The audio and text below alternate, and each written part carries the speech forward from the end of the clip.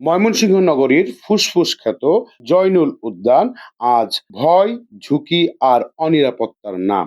ঈদের পরদিন বেপরোয়া মোটরসাইকেলের ধাক্কায় এক পথচারীর মৃত্যু এবং শিশু আহতের ঘটনা আঙুল দিয়ে দেখিয়ে দিচ্ছে এখানকার প্রশাসনিক ব্যর্থতা।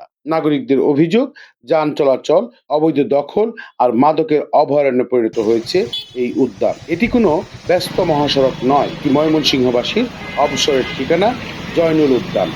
যেখানে শিশুদের কলকাকলি থাকার কথা, সেখানে এখন চলে বেপরোয়া মোটর বাইকের গর্জন।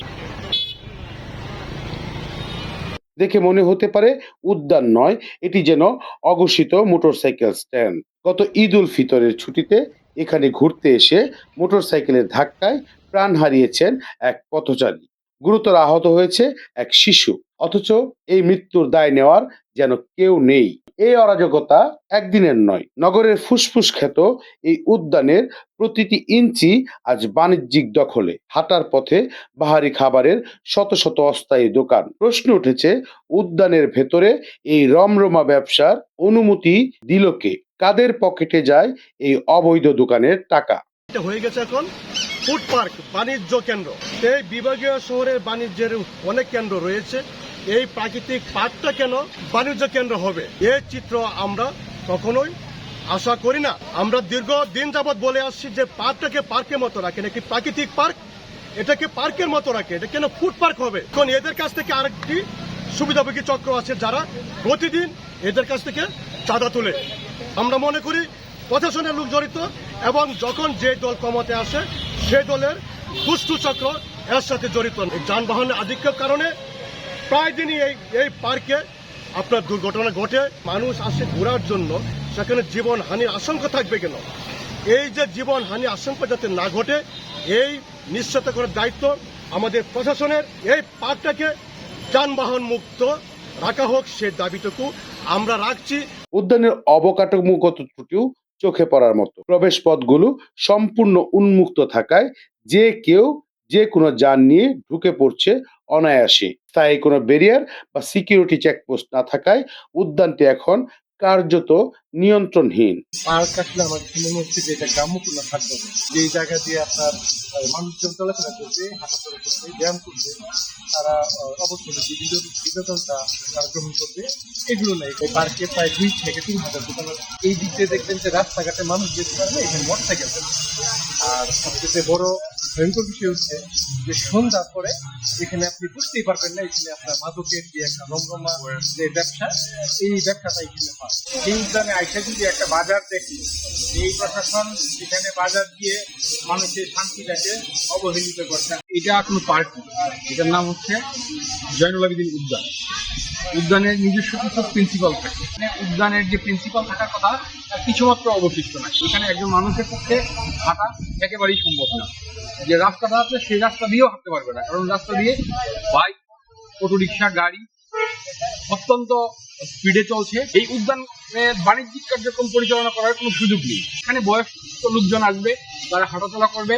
ময়মনসিংহ শহরে এক খণ্ড জমি নাই যে এখানে তারা একটু হাঁটাচলা করতে পারে। এই মানুষগুলো যখন এই উদ্যানে আসে হাঁটাচলা করার জন্য, তারা তাদের জীবন কিন্তু অনেকটাই বিপন্ন হয়। তারা হাঁটতে পারে না, এই উদ্যানের ভেতর দিয়ে হাঁটতে পারে না এই দোকানপাটের জন্য, রাস্তা দিয়ে হাঁটতে পারে না গাড়ির জন্য। এইখানে অভিভাবকরা তার সন্তানের হাতটা পর্যন্ত ছাড়তে পারে না। সেটাকে যদি আমরা এরকম বাণিজ্যিক ভাবে ব্যবহার করি, তাহলে এই শহরের যে লক্ষ লক্ষ নাগরিক আছে তাদের স্বাস্থ্যসেবা বিঘ্নিত হয়, তাদের চিত্ত বিনোদনের যে সুযোগ সেটি নষ্ট হয়। পুলিশ সুপারকে একটি চিঠি দিয়েছিলাম সার্বক্ষণিক একজন ট্রাফিক সার্জন দিয়ে এটা মনিটর করার জন্য। ঠিক একইভাবে বাণিজ্যিক কার্যক্রম সীমিত করার জন্য আমরা প্রশাসক সিটি কর্পোরেশন মহোদয়কে একটি চিঠি দিয়েছি। কিন্তু অত্যন্ত দুঃখের বিষয় যে আমরা দুটো জায়গার কোনোটি থেকেই কোনো সাড়া পাচ্ছি। জয়নুল উদ্যানের মালিকানা আর রক্ষণাবেক্ষণ নিয়ে আছে অদ্ভুত এক জটিলতা। পার্কের ভেতরের অংশ সিটি কর্পোরেশনের, সামনের অংশ জেলা প্রশাসনের, আর আইন শৃঙ্খলার দায়িত্ব পুলিশ। সমন্বয়হীনতার জন্যই কি তবে সাধারণ মানুষের নিরাপত্তা আজ তলানিতে? আমি উন্নয়নের জন্য ঠিক মতো হাঁটতে পারি না, আমার সমস্যা হয়। আমার জোরে জোরে চালায়, ভয়। এবং মোটরসাইকেল মনে করেন যে যদি আটকে রাখি লাগাই যদি করি তারপরে মোটরসাইকেল পায়ের উপরে তুলে দিতে মাইরু খাইছে সময় আসা যাওয়া করতে পারি না এখানে হুন্ডার জন্য ইয়ার জন্য রিক্সা গাড়ির জন্য কিছু কিছু মেয়ে ছেলেরা আছে আচ্ছা বগাইতে ছেলেরা অনেক ভিড় করে আর এখানে গাছগুলো যে আছে এদের অনেক ধমকায় বিষয় এই ধমকানোটা যেন বন্ধ হয় আর কি। মানুষ এখানে আসে প্রশান্তি খুঁজ, কিন্তু বাড়ি ফিরে আতঙ্ক নিয়ে। জয়নুল উদ্যানের এই বিশৃঙ্খলার দায় সিটি কর্পোরেশন, জেলা প্রশাসন বা পুলিশ কেউ এড়াতে পারেন না। পরিবেশ এবং কর্ম এটা সমন্বয় করে পার্কের নিচে কোথাও শিফট করা যায় কিনা ওই জায়গাটা খালি রেখে বিবেচনা করছি। আমরা ওদের সঙ্গে বসবো। সিটি কর্পোরেশনের নামে কে বা কারা 20 টাকা করে ময়লা পরিষ্কার নামে উঠায়, আমরা ওটা বন্ধ করে দিয়েছি। গেট বন্ধ করে পার পাওয়া যাবে এরকম আমরা মনে করছি না, সাময়িক হয়তো বন্ধ হবে। আমরা এটা স্থায়ী সমাধান মনে করতেছি। 8 থেকে 10টা স্পিড ব্রেকার দিয়ে দিলে এটা একটা রোড মনে রাখতে হবে। 0 পয়েন্ট থেকে কাছে চলে যাওয়ার জন্য এটা একটি সড়ক, পার্কের বাইরে সড়ক আছে যাওয়ার জন্য। সেই সড়কটি যেন কেউ দ্রুত গতিতে মোটর চালনা করতে না পারে, যেটা বিনোদন পার্ক। জনগণ সচেতন না হয়, নগরবাসী সচেতন না হয়, জনগণ যদি এটি বুঝতে না পারে যে এটি হাঁটবার জায়গা। নাগরিকদের দাবি একটাই, অবিলম্বে সব ধরনের মোটরযান প্রবেশ বন্ধ করতে হবে, স্থায়ী ব্যারিয়ার বসাতে হবে এবং অবৈধ দখলদারদের উচ্ছেদ করে সাধারণ মানুষের উদ্যান সাধারণ মানুষের মাঝে ফিরিয়ে দিতে হবে। আবুল মনসুর, আমগর বার্তা, ময়মনসিংহ।